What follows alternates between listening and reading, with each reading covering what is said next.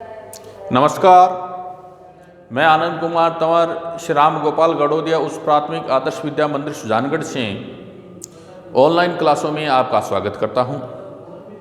आज हम कक्षा 8 के अंतर्गत जो हमारा अध्याय चल रहा है उसके जो 6 वर्ग एवं वर्गमूल उसके बारे में अध्ययन करेंगे। देखिए, इस कोरोना काल की वजह से जो हमारी पाठ्य पुस्तक है उसमें और जो पाठ्यक्रम हैं उसमें संशोधन कर दिया गया है। उसमें से कुछ प्रश्नावलियों को हटा दिया गया है, कुछ प्रश्नावलियों के कुछ अंशों को हटा दिया गया है और कईयों को यथावत रखा गया है। तो हम यहाँ अब जो पाठ्यक्रम राज्य सरकार द्वारा तय है उसी के अनुसार चलेंगे। पिछले हमने 4 तक लगातार किया था। 5वीं प्रश्नावली है वो इसमें से हटा दी गई है। 5वां अध्याय है वो हमारे इसमें से हटा दी गई है। आज हम 6ठे अध्याय का शुरुआत करते हैं। 6ठा अध्याय है वर्ग और वर्गमूल। ठीक है, वर्ग और वर्गमूल में सबसे पहले हम चलते हैं वर्ग के बारे में चर्चा करते हैं। वर्ग क्या चीज़ है? तो हमने पिछली कक्षाओं में वर्ग के बारे में पढ़ा था कि वर्ग चतुर्भुज है एक प्रकार का जिसकी चारों भुजाएं समान होती हैं और प्रत्येक कोण समकोण होता है। तो हम ध्यान रखते हैं कि वर्ग क्या होता है। वर्ग एक ऐसा चतुर्भुज है जिसकी चारों भुजाएं क्या हैं? समान हैं। ये चारों भुजाएं समान माप की हैं और प्रत्येक कोण है वो क्या होगा? एक समकोण होगा। थोड़ा सा समझाने के लिए बता रहा हूं। और वर्ग का क्षेत्रफल निकालते हैं तो उस स्थिति में हम क्या करते हैं? भुजा गुणा इंटू भुजा। ठीक है ना।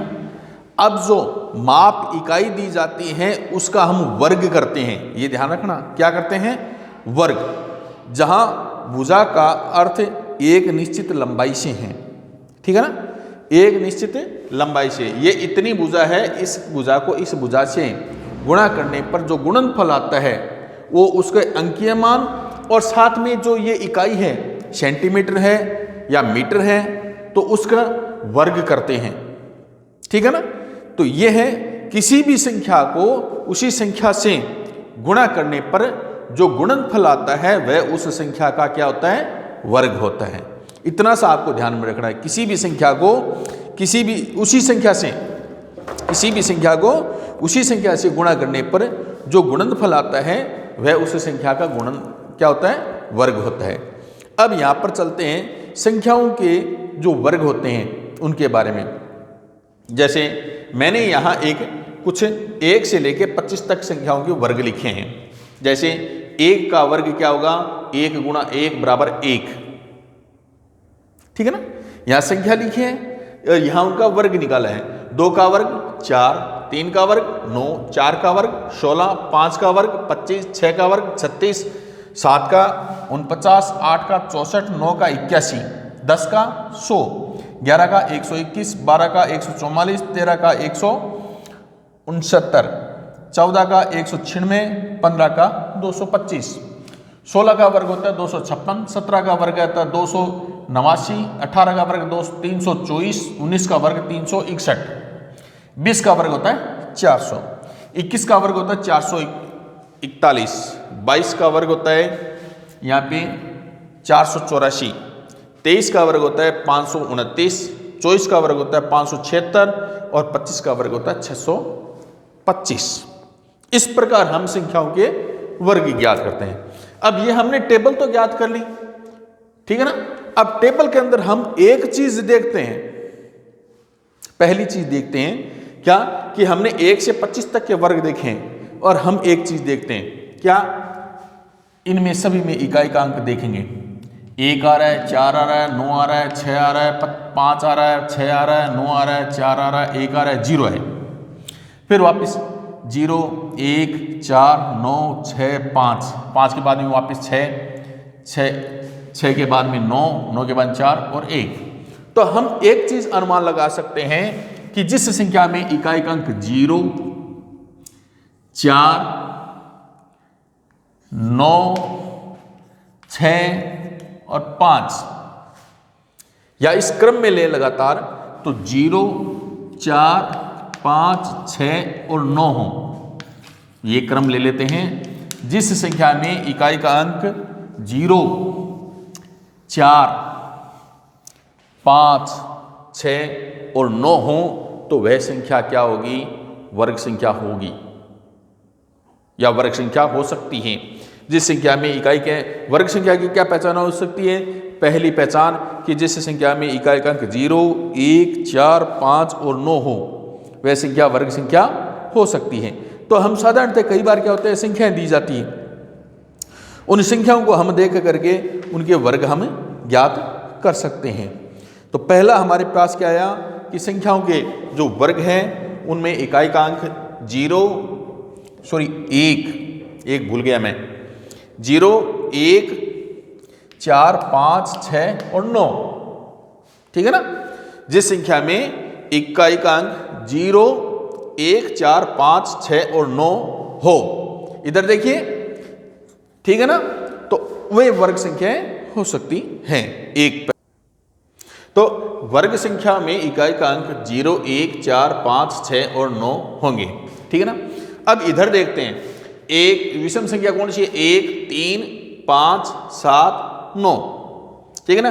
तो हम देखते हैं विषम संख्या में 1 का वर्ग 1 आता है, विषम संख्या 3 का वर्ग 9 आता है जो कि एक विषम संख्या है, 5 है इसका वर्ग 25 आता है जो भी एक विषम संख्या है, फिर 7, 7, 57, 50, 9 आ रहा है तो विषम संख्या है।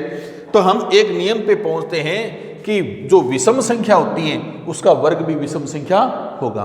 फिर चलते हैं सम संख्याओं की तरफ, 2, 4, 6, 8, तो 2 का वर्ग आ रहा है 4, 4 एक सम संख्या है, 4 का वर्ग 16 आ रहा है, 6 एक विषम संख्या है, 16 एक सम संख्या है। फिर 6, 6, 6, 36, 36 में भी 6 आ रहा है तो ये भी एक सम संख्या है। 8, 64, 4, ये भी एक इकाई का अंक 4 है तो ये भी एक सम संख्या है। और 10 दाएं 100, 100 में 0 आ रहा है। तो हम कह सकते हैं कि सम संख्या होगी उसका वर्ग भी सम संख्या होगा, और विषम संख्या होगी उसका वर्ग भी विषम संख्या ही होगा। तो हमारे पास 3 प्रकार आए हैं। पहला, इधर देखिए सामने, जिस संख्या में इकाई का अंक 0, 1, 4, 5, 6, 9 हो वे वर्ग संख्या होगी। दूसरा, सम संख्या का वर्ग सम संख्या होगा, विषम संख्या का वर्ग विषम संख्या होगा।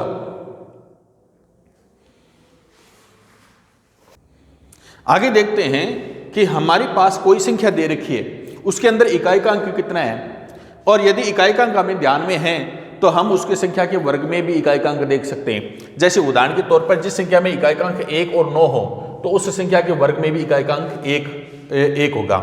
जिस संख्या में इकाई का अंक 2 और 8 होंगे उस संख्या के वर्ग में भी इकाई का अंक 4 होगा। जिस संख्या में इकाई का अंक 3 और 7 होंगे उस संख्या के वर्ग में इकाई का अंक 9 होगा। और जिस संख्या के वर्ग में इकाई का अंक 4 और 6 होंगे उस संख्या के वर्ग में इकाई का अंक 6 होगा। जिस संख्या में इकाई का अंक 5 होगा तो उस संख्या के वर्ग में भी 5 होगा। एक बार इस तरफ देखिए, या हम कह सकते हैं जिस संख्या में इकाई का अंक 1 होगा उसके वर्गमूल में 1 और 9 हो सकते हैं, दोनों संभावना रहती है। तो इसका उल्टा ये कर सकते हैं, इसका उल्टा ये कर सकते हैं। जैसे उदाहरण के तौर पर मैं देख लीजिए, 13 में इकाई का अंक कितना है? 3, ठीक है ना। तो इस संख्या के वर्ग में इकाई का अंक कितना है? 9। तो देखिए जिस संख्या में इकाई का अंक 3 है उसके वर्ग में इकाई का अंक 9 होगा। यहाँ पे देख लीजिए, और जैसे 18 है, इकाई का अंक 8 है तो ये 8 है, इकाई का अंक कितना होगा? 4 होगा, ठीक है। तो ये भी आप एक गुण धर्म आ गया इसका।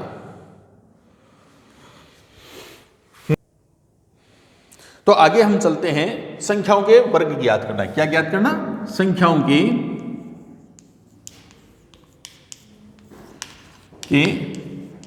वर्ग ज्ञात करना। तो वर्ग ज्ञात करने के लिए हमारे पास बहुत सारे तरीके हैं। साधारण तरीके से भी ज्ञात कर सकते हैं, गुणनखंड वाला तरीका है उस तरीके से भी ज्ञात कर सकते हैं, और वैदिक वाला तरीका है उससे भी ज्ञात कर सकते हैं। तो मैं 3 तरीके आपको बता रहा हूं, जो आपको अच्छा लगे उस हिसाब से आप कर सकते हैं। ये जरूरी नहीं कि आप लेकिन ध्यान रखिए जो पाठ्यक्रम में बता रखा है उस हिसाब से करने पर आपको अंक दिए जाएंगे। तरीका आपका कोई भी हो सकता है। आप कह सकते हैं गुरुजी मेरा ये उत्तर सही है, लेकिन जो पाठ्यक्रम में बता रखा है उसके अनुरूप हमें चलना है, क्योंकि हमें एक चीज सीखनी है। आप कहेंगे गुरुजी गुणा करके मैंने ये निकाल दी, मेरी उत्तर सही है। बिल्कुल सही है, कोई दिक्कत नहीं। लेकिन पाठ्यक्रम आपको क्या शिक्षा देना चाहता है वो ध्यान रखिए। यदि मेरे को कहें कि मैं 23 के वर्ग ज्ञात करने हैं, ठीक है ना, 23 के वर्ग ज्ञात करने हैं, तो मैं सीधा सा करूंगा क्या, 23 के वर्ग बराबर 23 गुणा 23। तो मैंने 25 तक के वर्ग याद कर रखे थे। 23 गुणा 23 529, 529 सीधे लिख दूंगा मैं, ठीक है ना। लेकिन मेरा सवाल सही है, तरीका सही है, लेकिन मेरे पाठ्यक्रम में ये नहीं है, ठीक है ना। फिर मेरे को कहा वैदिक गणित विधि से करो, तो मैं क्या करूंगा, 23 और 23 गुणा कर दूंगा।